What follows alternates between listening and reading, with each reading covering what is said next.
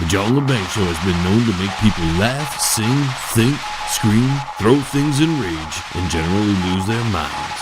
Listener discretion is advised.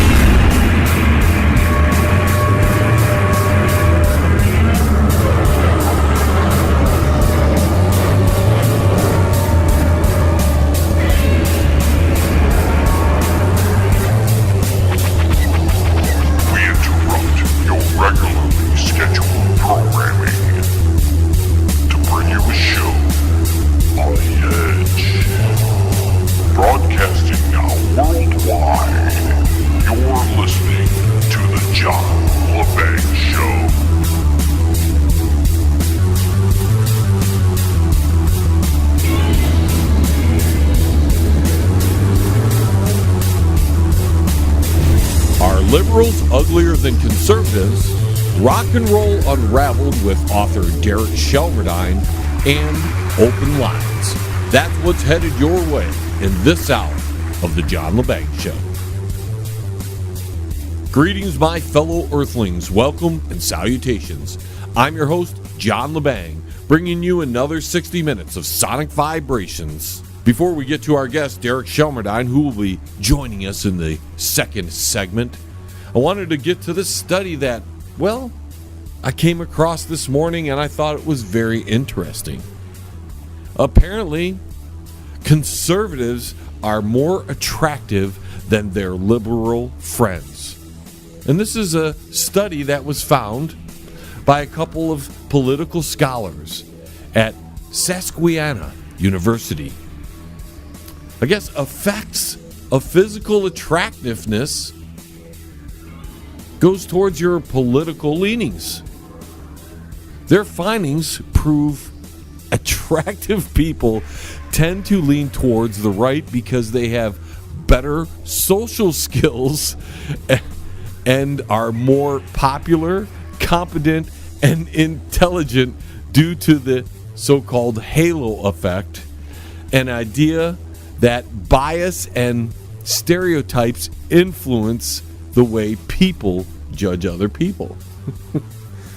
So what this study is finding out, or found out, is suggesting that everyone who votes for Barack Obama and Hillary, Joe Biden, Bernie Sanders, they're all physically ugly people.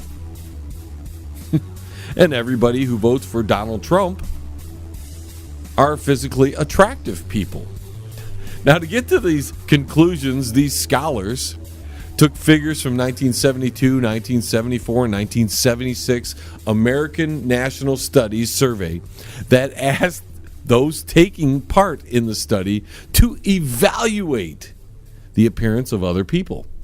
The survey also explored participants' political beliefs, income, race, gender, and education. Of course, back then, there was only two genders. There were male and female. Now, because everybody is so confused about gender, we've got about 427 different genders, depending on how you feel at the moment. They then compared the results with the Wisconsin longitudinal study that explained the characteristics of over 10,000 high school graduates who were rated by others on their level of attractiveness. Bringing everything together, these two political scientists argue a connection between an individual's physical attractiveness and political beliefs. And if you compare Melania to, like, let's say, Michelle Obama. I always make that mistake. When you compare the two, they're, and you're going on pure physical attractiveness, Melania I'm sorry. Nothing against Mrs. Obama over there. She's what, you can't help. I got to get a towel. Can't help that you're a liberal. Now, if this study holds any validity, then we should be able to walk through the mall and pick out liberal people and conservatives at random. Just walk up to them and say, hey, you're gorgeous. You must be a conservative. Stay away from me. You're ugly as hell. You have got to be a liberal, and I don't want to deal with these liberals. Let me give you one little quote from this study.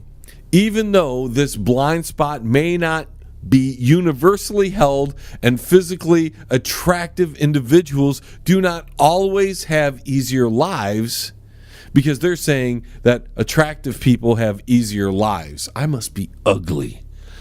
I must be ugly as sin, according to these guys. But I'm not quite a liberal, so I'm not that ugly, I guess. But anyways, on average, physically attractive individuals face fewer hurdles navigating the social world. I'd like to see pictures of these guys because I'm trying to figure out which side of the political aisle they're on. But ladies and gentlemen, I want to hear your opinions on this. Do you think a person's physical attractiveness has anything to do with their political biases? You feel free to give us a call on that secret banger hotline. Our first call coming in from Chicago. Oh, honey, that can't be true by any means. I'm so beautiful, and I got the big natural boobies. Not like that this is stupid girl who has all the fakeness in the world. Ain't no skinny runt girl with no boobies gonna be pretty. Them baby daddies love the big and round, so they have substance to grab onto. Okay, thanks for your call. Up next, we got Shady on the line. Hey, John, what's going on? Listen, Shady, you could have just came in the studio. Oh, Leroy had to take me to get some beer. We've got money for that? No, but I'm thirsty. So why are you calling in? I couldn't agree more with that study. Look at Trump's wife. She's beautiful. You think she's voting for a liberal? No, she voted for Trump. That's your reasoning? And then on the other hand, you got Hillary. Let's run down the list of who we know voted for her. First, we got Madonna. That's ugly. Then we got Oprah. She's fat and ugly. Then there's Nancy Pelosi. Super ugly. Let's not forget Dianne Feinstein. Godzilla ugly. And then, of course, there's the please God save me from the ugliness of Rosie O'Donnell. There's so much ugly over there, you'd think it was a gargoyle convention. We're here now, John. I'll talk to you later. Okay, Shady, thanks for your call. And our next call comes in from Washington, D.C. Donald, what say you? John, just want to say one thing. My wife is beautiful, John, and her boobs are huge. They're big league, John, big league. Well, I'll pay more attention next time. Thanks for your call. Now over to Alabama. Chester, you're up next. I voted for Trump, and I voted for Bush, and I voted for all those Republicans. We got some beautiful people down here, and we all vote for the Republicans. I've been down to the Walmart. There's plenty of ugly girls down there. I can tell you what, they all vote Republican, and they're still ugly. Okay, thanks for your call. Now to New York City. B. Dillon, you're next. You know, I've been hanging around with little girls all my life, and I just love them all. They put out a lot better than the pretty girls. Going out to Colorado. What say you? Hi, John. Ditzy Stooper here. Hey, Ditzy, how are you? John, all the pretty women vote Republican, John. I don't know if I can agree with that, Ditzy. Madonna doesn't vote Republican. Neither does Beyonce or Scarlett Johansson. John, have you seen them without makeup? They're the ugliest thing on the planet, John. You know, I did see Scarlett Johansson in an interview recently, and I have to say, she didn't look all that great with that weird hairdo she's got going. That's right, John. She just looks good in the movies, John. But what about Beyonce? Oh, she's trailer trash, John. And don't get me started on Madonna. She's played with everybody's wiener, John. All right, Ditzy, we didn't have to go there. Oh, whatever, John. Bye. Thanks for your call. Our next call comes from Pennsylvania. You know you're a sexist pig. Okay, thanks for your call. What kind of crappy shit? All right, out to Dallas. Tex, you're up next. I'd have to agree with that study. A lot of them don't even like what they were born as, so they go genderize themselves. Genderize, what does that mean? Boy, don't you know anything? That's those weird people who ain't happy with their own gender, so they try to change it. And you guys call them genderize? Well, it's easier than remembering that stupid acronym. Well, I can't argue with that. This time next year, to add 4 more letters to it. They find every weirdo they can and put them all in one category. All right, thanks for your opinion. Now we're heading out to Florida. Cora. Listen to this, honey. They're all ugly. You're ugly. He's ugly. Everybody's ugly. So why don't you just shut up and talk about something important? You stupid idiot. Okay, thanks for your opinion and your call. Now don't get your panties all worked up. The John the Bank Show will be right back. And you'll love it. Check out the new book from Derek Shelmerdine, Rock and Roll Unravelled.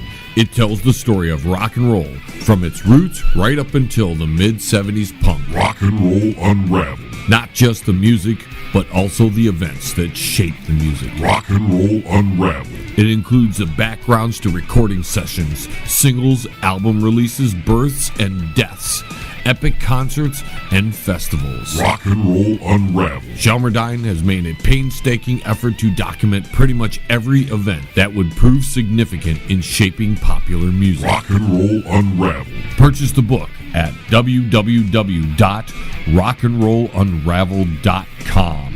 Follow him at Twitter at R&R Unraveled and look him up on Facebook at Rock and Roll Unraveled. Rock and Roll Unravelled. By author Derek Shelmerdine. Available now. You're listening to the John LeBang Show. It's better than some Thai stick, man. Yes, and I bet you're loving it. Hey, pass that over.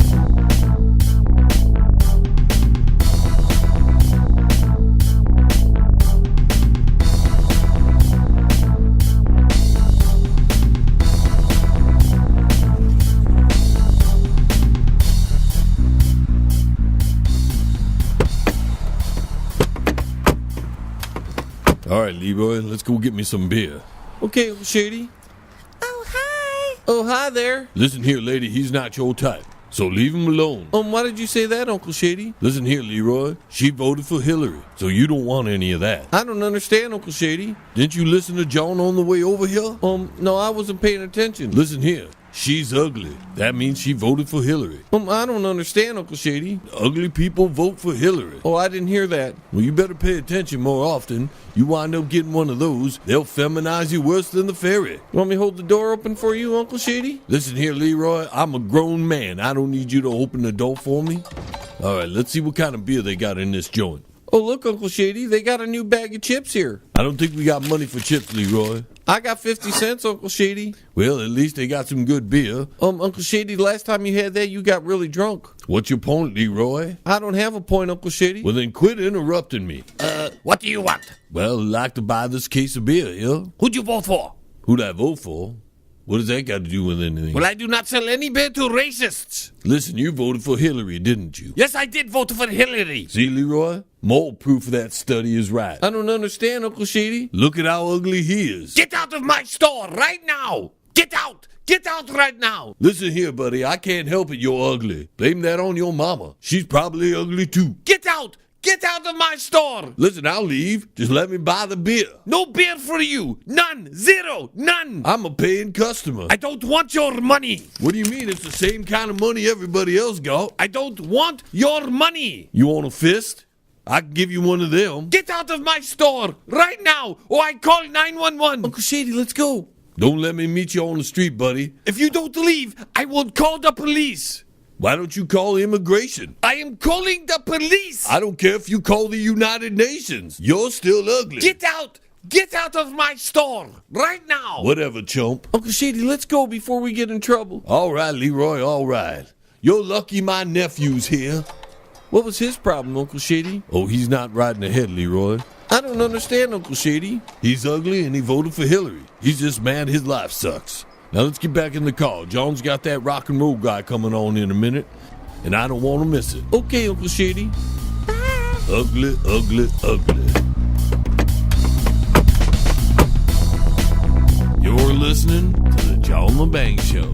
Join the radio revolution right here. It's better than some good Thai stick, man. Yes, I would like some too. I think of myself more as a song and dance man, you know. The only reason that we are still together is that the subtlety of delicate change in the music. Some of it's old, some of it's new, something borrowed, something brown. It's the sea of a band that wears makeup, and you've got snakes, and you've got guillotines, and you've got really hard rock, Detroit rock and roll.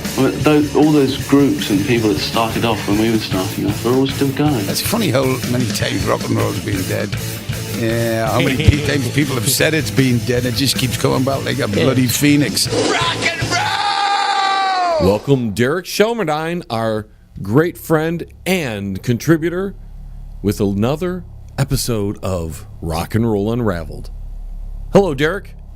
Hi, John. It's great to be with you again, mate. And you've had a good new year, I'm hoping? Oh, excellent. Excellent time. Really enjoying it. Nice and relaxed. And we've got a lot to talk about this month. Oh, absolutely. I mean, there's an awful lot going on. But before we get into the band stuff, there are a couple of interesting things happening over the years around the February, not the least of which is in the vinyl world. I thought with the revival in the vinyl as a medium for records, be interesting to note that on the 26th of February 1955, 45s outsold 78s for the first time. There was a report in Billboard magazine. And before that, it was 78s that ruled the day. Absolutely. I mean, it all started with the Edison cylinder about 1877, and by the 1920s, the cylinder had given away to the platter, and they just about they'd pretty much standardized the industry on 78 as the speed. And then about 3 years later, 22nd of February 1958, the stereo single arrived. You tend to think of stereo being a thing of the mid-60s, but I mean, Roy Hamilton was one of the early stereo singles to make an impact on the American charts with Don't Let Go. And that was a breakthrough for music when they went stereo. Oh, absolutely. Absolutely. I mean, basically, you're then listening to it like a concert with a PA with the left and right stacks. So that was, although Phil Spector never liked stereo, he used to walk around with a pin saying, "Long live mono." We all have our rebels, we all protest about something. Yeah, but there's a great piece of classic American radio on the week of the 20th of January 1958, and a St. Louis radio station called KWK decided they'd have a record breaking week. Their manager, Robert Convey, decided that rock and roll was no longer a desirable thing, and he got his DJs to sort out the rock and roll records. They played them one last time and then smashed them live on air. And there's a great clip where one of the DJs says, "Rock and roll has got to go, and go it does here on KWK." And then a smash. Absolutely. I mean, that was amazing.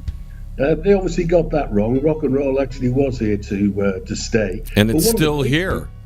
Oh, still here, and will be here for a long time to come, I think. 1959, there's 12th of January, Motown started out. Well, the first label, Berry Gordy, launched his first label, Tamla, on the 12th of January 59. So it'd be the 60th anniversary next year, which is quite a thought. And it all kicked off with an £800 loan and some songwriting royalties. He wrote most of Jackie Wilson's early hits.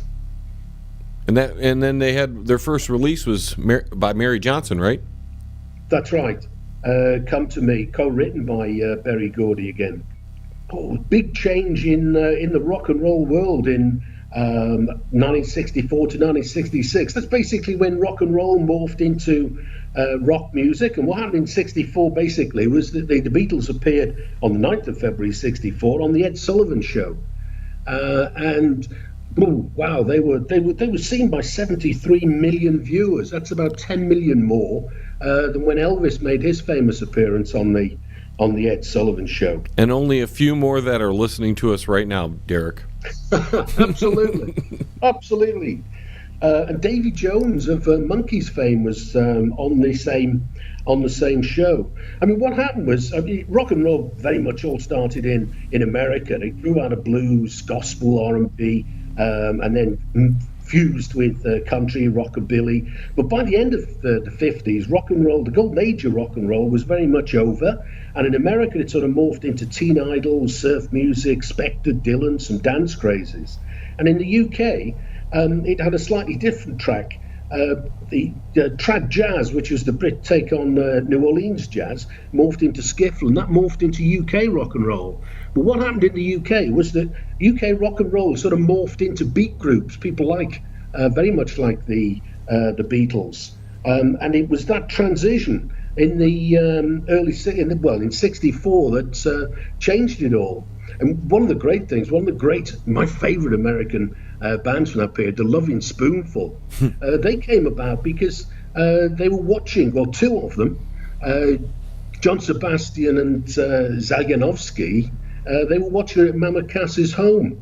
And it obviously inspired them to put the Loving Spoonful together. And that's all because they were watching Ed Sullivan and the Beatles were on. Yeah, absolutely. You know, that would inspire a lot of people, I would think, Derek, especially back in those days where, you know, it was a rarity. You didn't have MTV, you didn't have music on every single radio station, plus you didn't, you know, have the internet to download whatever you wanted. Oh, absolutely. And that was a time, I mean, in the UK, very much that was a time when, you know, everybody got together in bands. I mean, it was '64 when I got together with a couple of school friends and we formed a band. Never quite had the success the Beatles had, but it was a lot of fun. Now, what was the name of your band? It was a band called Cleo's Mood. We took it from a Junior Walker, a Motown track. We were in a record shop in Liverpool, and I saw this album, Junior Walker, and it had a track called Cleo's Mood. And I thought, wow, that's a cool name for a band.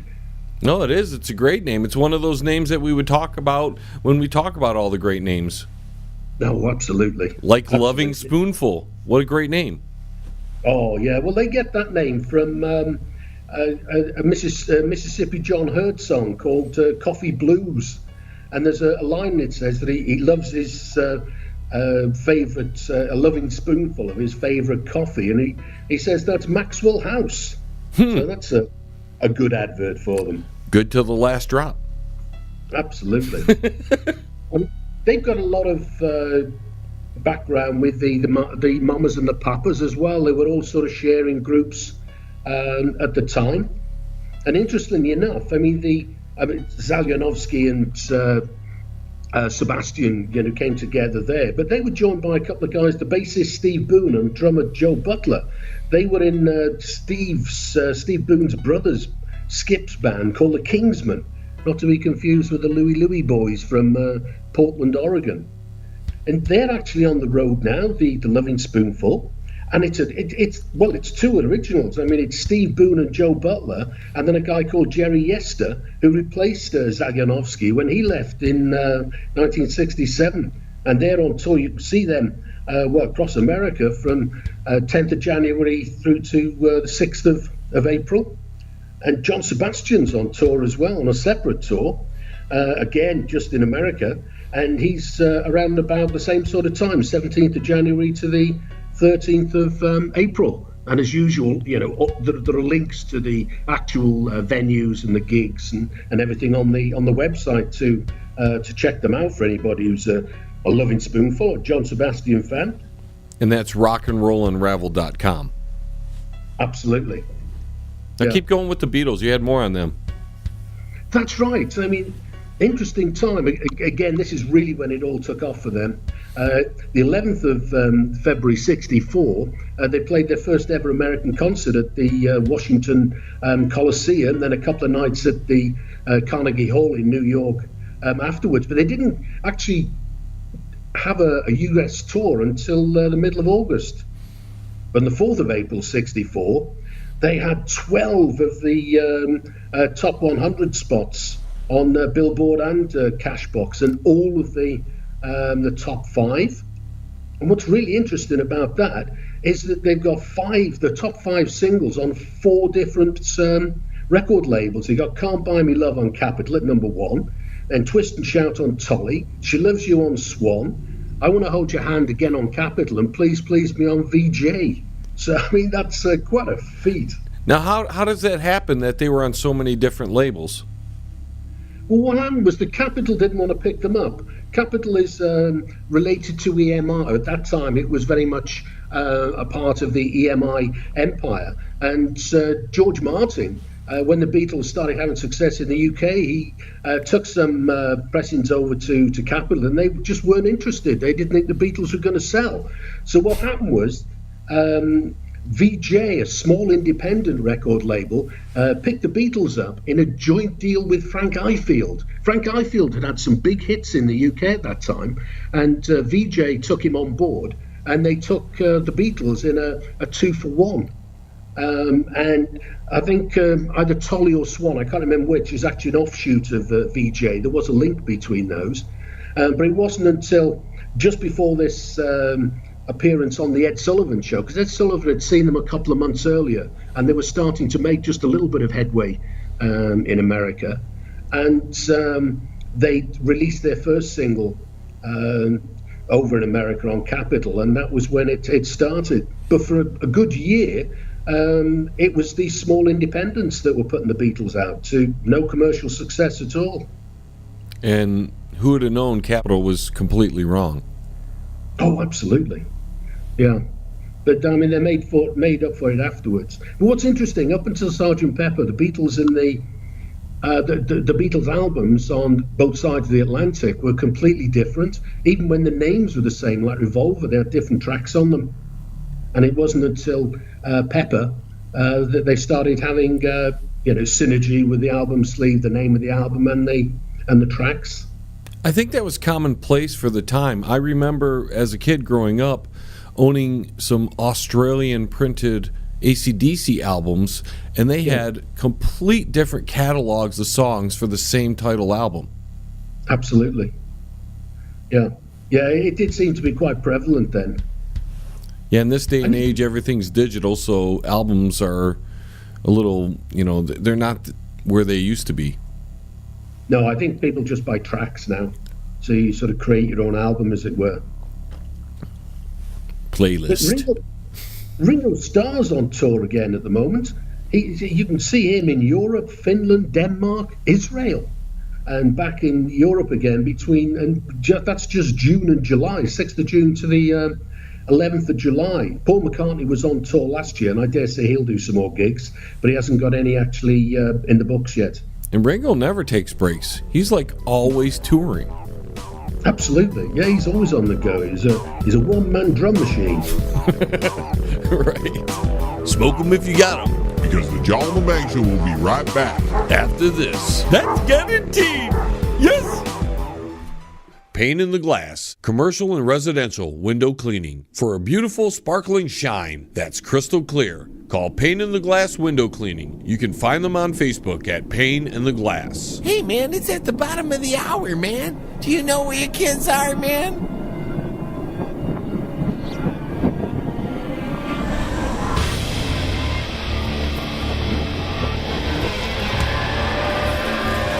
Forces of darkness, the treasonable minds who collaborate must and will be wiped from the face of the earth.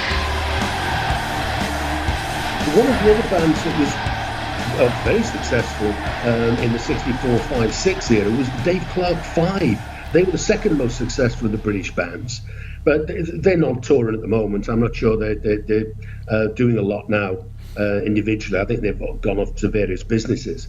The reason that they're worth a mention is that in March 64 they were promoting their song called Bits and Pieces. But if you check out a session drummer called Bobby Graham's website, he claims on that website that he played the drums on all of the Dave Clark 5 singles. That's from Dear Love Me in 63 to You Got What It Takes in 67. So he's the ghost drummer? Yeah, well, I've seen it denied by some people and supported by others. It's one of those rock and roll urban myths that you're never really quite sure about, but he certainly makes that claim that he played the drums. I remember seeing Dave Clark play live. He did Big Noise from Winnetka, an old sort of big band drum solo on a British rock and roll TV show in the mid-60s, and he wasn't really as good. He was no Ginger Baker, let's say. He was very successful, a very astute businessman. And they were the first band to tour the first UK band to tour in what became known as the British Invasion. And they arrived on the 24th of May, 64. Another one who was really big at the time was Herman's Hermits. I mean, Peter Noon made a very considerable success of his activities in America, much more successful than he ever was in the UK. I mean, in January 65, they were at number 2 in Billboard with Can't You Hear My Heartbeat? And they're on tour as well in 2 separate bands. You've got Herman's Hermits starring Peter Noon, who are touring the USA and Canada, 13th of January, well, most of the year, 13th of January through the 3rd of October. And then you've got the Herman's Hermits, well, not technically the original band, but you've got some guys who are in early versions of it. And they've got dates in the diary from the 13th of January to the 12th of January 2019. And that's the UK, Norway, Europe, Australia, New Zealand, and then back in the UK. So they're a busy little band. So they started their tours on the same day, or is it the same band and they split up here and there as they go? No, they're 2 completely separate tours. I think it must just be coincidental that they both kick off on the 13th. And it's interesting to note that Peter Noon, who's obviously a scratch band, I'm pretty sure there are no members of the original Hermits. They're just playing in America and Canada, and the other Herman's Hermits are not playing in America. I mean, Peter Noon was the guy that really found great success. He had 1 or 2 sort of novelty songs, I'm Henry VIII kind of songs. I remember that tune. Yeah, he was very popular in the mid 60s, well, and the late 60s and onwards. And speaking of the late 60s, the Animals. Oh, absolutely. I mean, the original guys, Alan Price, Hilton Valentine, John Steele, and Eric Burden. I mean, they all gigged in 2017. They've got nothing announced at the moment, but I'm pretty certain they'll all be gigging again in 2018. But Eric Burden was having a real rough time. In 1971, 30th of January, he collapsed on stage. That was the period when he was working with War. And he was still pretty depressed after Jimi Hendrix's death. He was a big friend of Hendrix. I mean, Hendrix actually jammed with him at the last time Hendrix ever played was at Ronnie Scott's club in London when he jammed with Eric Burden. And Eric Burden was one of the first people around to Hendrix's apartment when he died. But he'd been unable to make it through a show a couple of weeks earlier, and he actually parted company with War around that time. But at the same time, he's in dispute with his management company and his record label, MGM, and the IRS were also chasing him for unpaid taxes. So he was having a hard time there, man. You don't want the IRS coming after you. Oh, gosh, no. On top of everything else, management suing him, record label suing you. MGM, what was that? Was he part of a movie or something?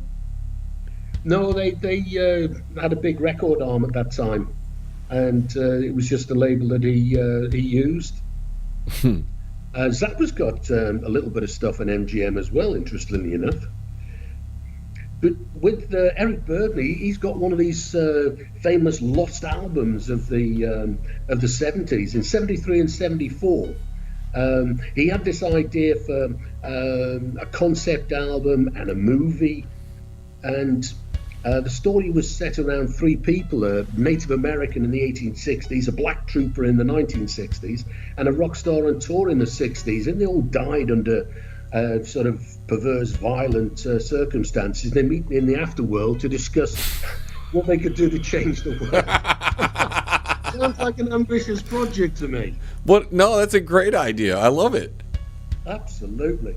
And it was going to be like a musical concept album, so it would have been, and especially the time period, it would have been so off the wall. It would have been great. Oh, it would have been fabulous, and it's actually included the lyrics from The Story of Life, which was the last thing Hendrix ever wrote. He wrote it on the night that he died. But for some reason, the album never got finished at that time. I suppose he was a bit busy hiding away from the IRS. Right. And that album didn't get released until the 27th of February 2008. Ooh. Well, at least it got released, right? Oh, absolutely. Well, it's always a good thing. I mean, Beach Boys Smile eventually found a release date, which is good. And Chad Chandler, I mean, he died in 96. But it's worth just mentioning him because all the other guys were on tour. Obviously, he's doing a great gig in the Sky Tour. But he went on to great success as a manager. He managed Hendrix up until the Electric Ladyland album. And he was the one that brought Hendrix over to the UK and broke Hendrix worldwide. And then he managed Slade throughout the 1970s as well. So he's had quite a career. Yeah. Slade was a decent little band. Oh, yeah. Nothing like Jimi Hendrix. Jimi Hendrix, you know, he's a standalone kind of rocker, but Slade had their moment in the sun. Oh, absolutely. I think they got some great stuff, Slade. And they were going from the mid-'60s as well. You tend to think of Slade as being a sort of cracking it in the early, well, he did crack it in the early 70s, but like a lot of these bands, you know, they were beavering away for years before they ever found any serious fame. The Searchers. Oh, absolutely. I mean, they're well worth a mention. They were one of the most successful of the Mersey Beat groups. I mean, the reason I mention them is on 27th of February 63, they were supporting Gene Vincent in Hamburg. And that was a training ground. These British beat bands, most of them spent, you know, the early years regularly playing in the nightclubs in Hamburg in the red light district. That was the Star Club, right? That's right. There were a few of them, but the Star Club, that wasn't the Star Club, that particular one, and that's probably the most famous of the clubs. And there was also a band called the Dakotas on the bill, who later became a backing group for Billy J. Kramer. But the Searchers' name was inspired by the John Wayne film. They had a great hit with Needles and Pins, and it was written by Sonny Bono of Sonny and Cher fame. Before he went to become a politician. Absolutely. No, he was a man of many talents. And that made 13th on the Billboard, right? Yeah, that's right. Not bad. Oh, they had a lot of success. The Searchers, they had, I can't remember offhand, but they had 7 or 8 or more, maybe more hit singles in America across that period, 64 to 66, 67. And they're interesting because they're on tour now. And a couple of the virtually original guys are with them. Frank Allen, who replaced Tony Jackson in 64, and John McNally from the original lineup. I mean, that'd be a great lineup to see. And they're touring the UK from 6th of January through 30th of September. But the interesting band, in 1985, Mike Pender, who was one of the originals, he broke away from the Searchers, and for some reason he formed his own Mike Pender's Searchers. So he could play the same music over? He would play, because a lot of them were lead singers. They sort of exchanged roles, as it were. Yeah, so he would play a lot of that same material. He's on tour at the moment, 23rd of February to the 9th of June. And that Dakotas I mentioned at the beginning became Billy J. Kramer's backing band. They're on tour as well, 13th of January to the 17th of February 2019. Whoa, that's a long tour. They've got a lot of activities. I mean, it's always worth checking the website for dates, even outside of the dates that we talk about on the show, because most of the time additional dates are being added in. It's surprising just how many of these bands from this era are still very active. And with the whole nostalgia thing that sort of came through the 80s and 90s, a lot of the original members are playing in these bands. And a lot of sort of original guys for other big name bands are also then playing in what would be other people's bands, as it were. So there's a great chance to see an awful lot of people around. And you leave a lot of these links to these websites on your page that you have on your website for tonight's show. Oh, absolutely. There's a permanent page on there called Who's on Tour. And what I do, I update that each show with new people and amend the tour information for the people that we've talked about before. But what's really interesting is I very rarely take anybody off it. It's very, if nobody's touring at a particular point, then I will take them off the list. But very few actually come off. And most of the ones that do go off, like Paul McCartney had to take off because he's got nothing in the diary. But there's just loads, and it just gets, every time we do a show, I add another 6 or 8 or 9 bands to the list. It's getting to be quite a page now. And like you said, you took off Paul McCartney, but there's chances are he's going to come back. I haven't heard that he's quitting yet. Oh, no. Although Rush, Rush just came out and said they're done. Yeah. Yeah, I know. Yeah, I saw that. That's a shame. I think they've got some illness in there. I think it's one of the problems. Yeah. With Rush. So we're at the end of the British invasion. Very much so. I mean, technically, it's considered to have ended. The last number one that wasn't a Beatles or Stones number one was in '67, from Lulu to Sir with Love, which came from a movie, and then it was in the 4 years before, apart from the Stones and Beatles, a Brit topped the American charts and that was Rod Stewart's Maggie May in late 1971. Yeah, he's big around here, Derek. People love Rod Stewart around here. Yeah, he's had a tremendous career. He really has. But one of the bands that really sort of epitomised what that era was all about was the Byrds. In October '64, and that very much is the height of the so-called British invasion. A lot of American bands were finding it difficult to get airplay, and the Byrds decided to cut. They were called the Jet Set, and they released a single called "Please Let Me Love You," and they changed their name to the Beefeaters to sound a lot more British. Didn't actually do them any good because that wasn't sort of sank without trace. Maybe they should have called themselves the Vegetarians. Maybe that would have worked better. I'm not sure vegetarian. That would have worked out these days. Maybe that's more for these times. Absolutely, that would probably be a very popular name now. But what happened was, by the time we get to mid-65, and the Byrds were one of the front runners in sort of leading the charge with new American bands very much coming to the fore. On the 12th of April, '65, they released Mr. Tambourine Man, and that became a Billboard #1. And it was 65, early 66 that this whole new wave of bands appeared. I mean, people like Frank Zappa, Grateful Dead, Jefferson Airplane, a whole raft Doors, a whole raft of Velvet Underground, a whole raft of new bands came up. And then what happened was that in the UK then it sort of morphed into the harder edge of people like Cream, people like the Yardbirds and the Animals, who've been very, very much promoting the American R&B music. That really hardened with the likes of Cream in '66, and that's very much when the music morphed into rock music. Where do you think you're going? The John LeBang Show will be right back. So grab a beer and a smoke and sit your butt back down. Stay right here. Fans, do you need a video for your brand new song but don't have a lot of money? Then contact John LeBang. His reasonable rates, professional look, and fast turnarounds will help get that song off the ground. Contact him at jlebang.com.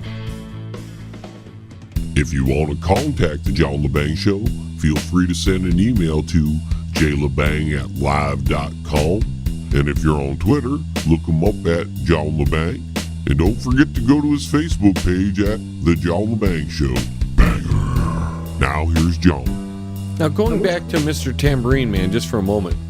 Yeah. It's written by Bob Dylan. Now, did he write it for them or did he put it out first and they just copied it? Because 65, that's on the edge of his when he started, right?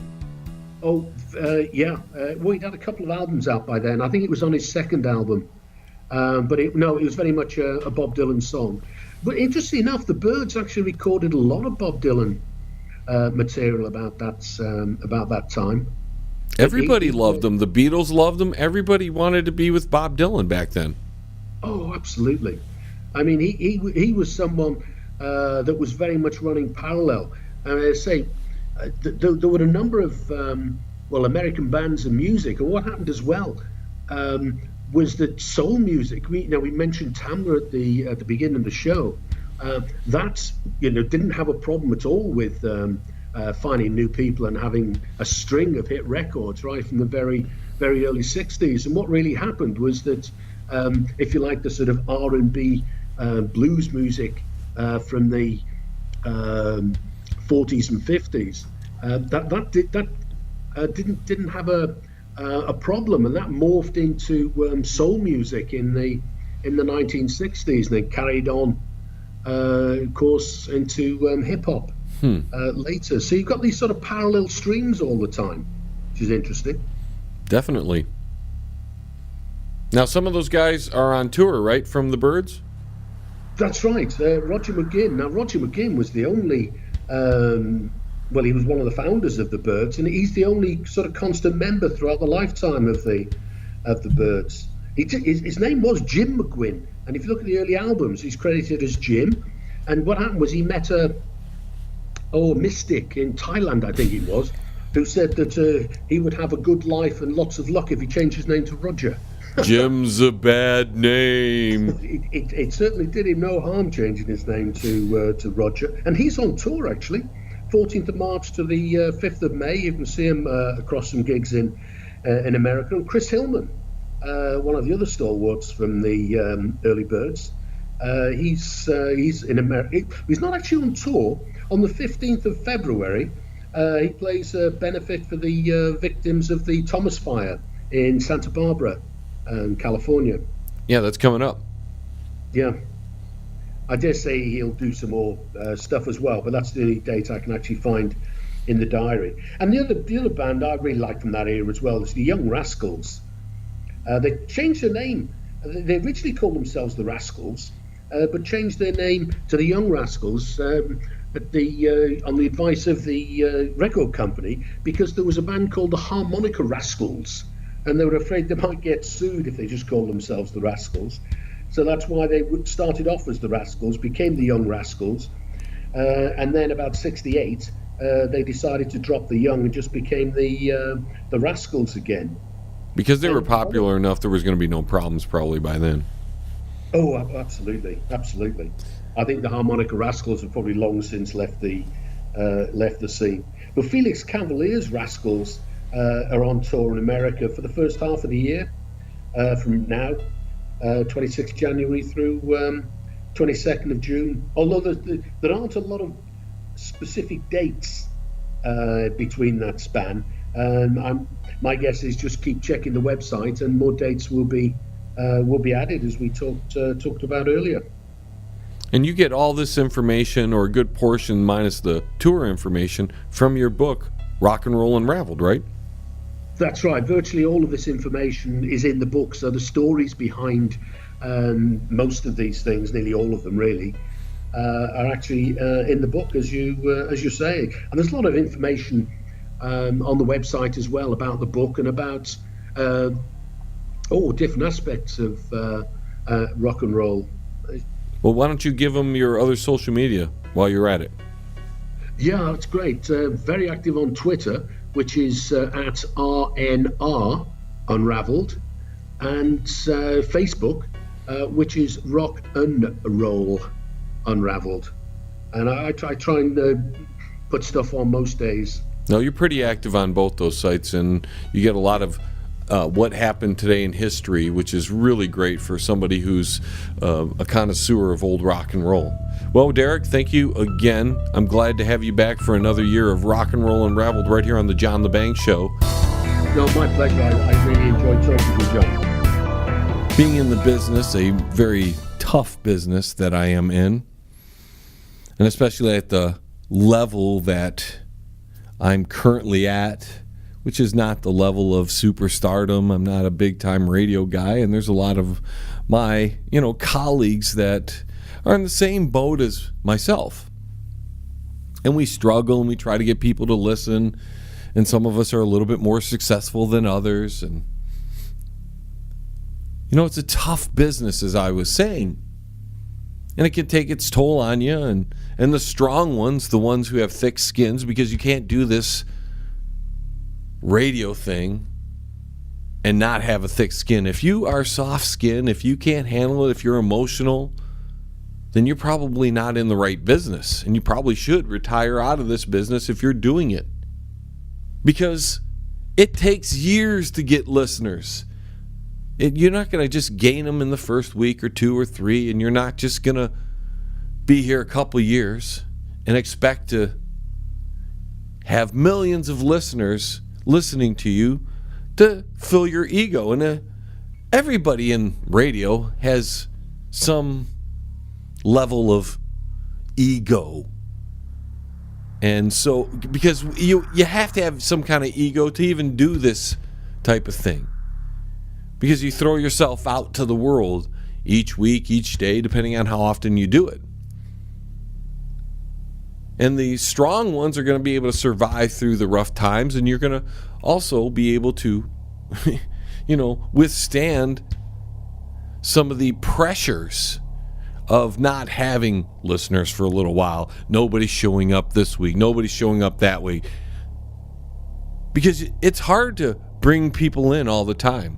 But the people who want to be in this business just because they want to be famous, just because they want to be popular, they want some kind of ego boost from everybody else, and they're not getting it because hundreds of reasons. Could be that nobody's listening to the stations they're on. Could be that they're not very good.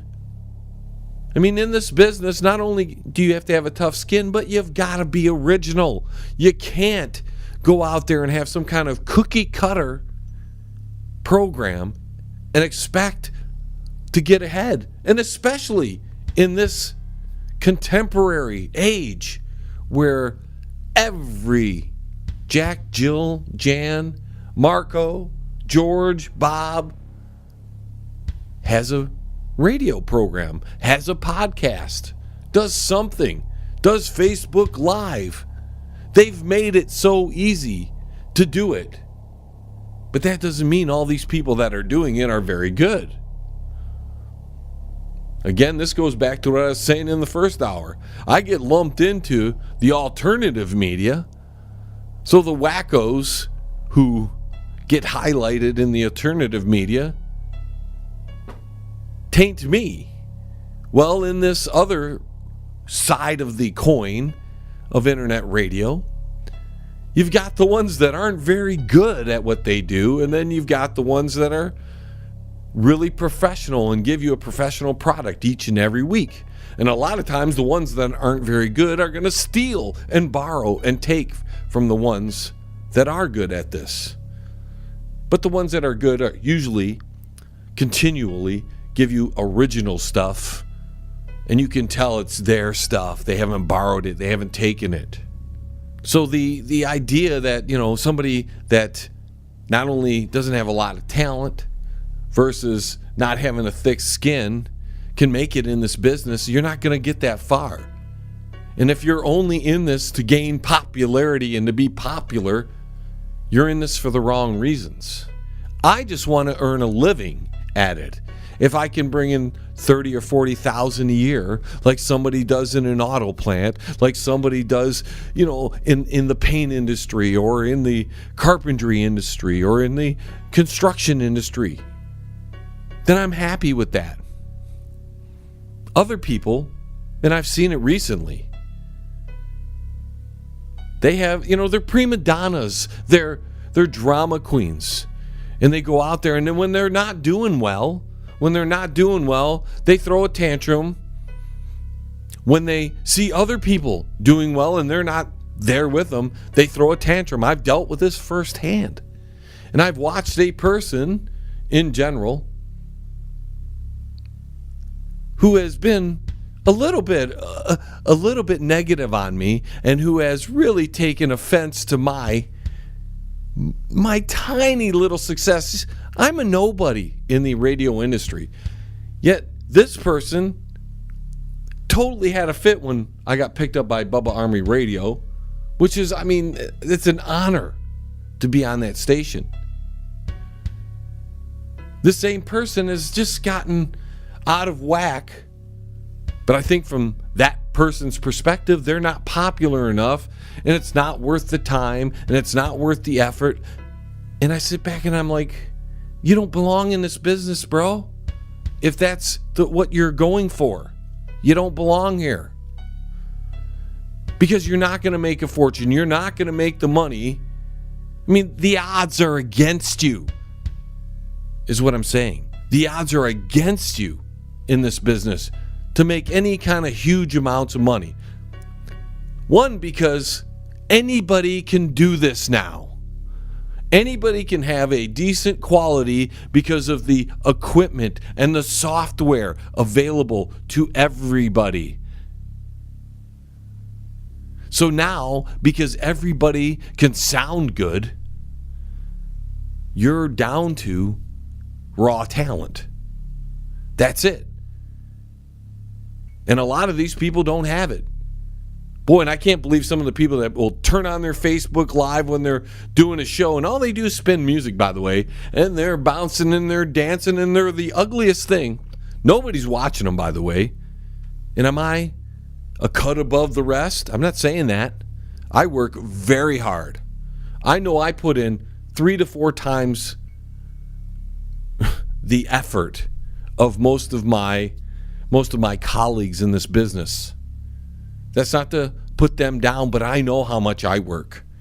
An average show, if it's not filled with sketches or skits, that's 10 hours in one show I put together.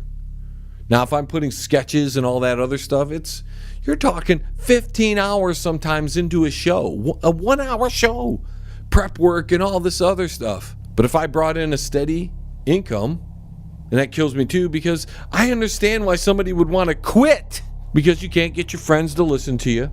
You can't get your friends to buy a $20 this or a $5 that. They can't pitch in to help you at all.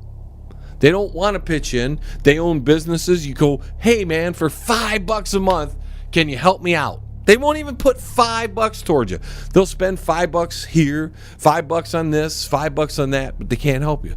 So I get it. I understand why people, especially the people who want to make it big in this industry, would feel discouraged because of the fact that nobody or very few people are supporting him.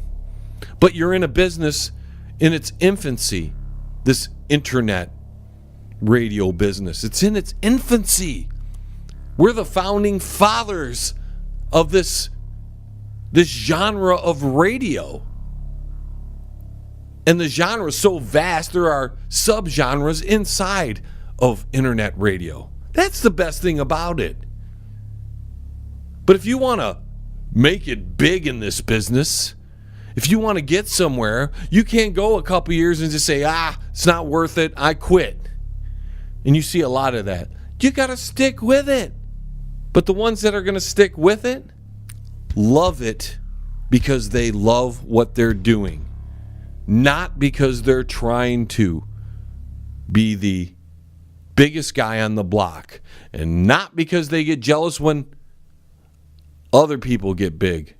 We're supposed to help each other out. We're compadres as founding fathers of internet radio.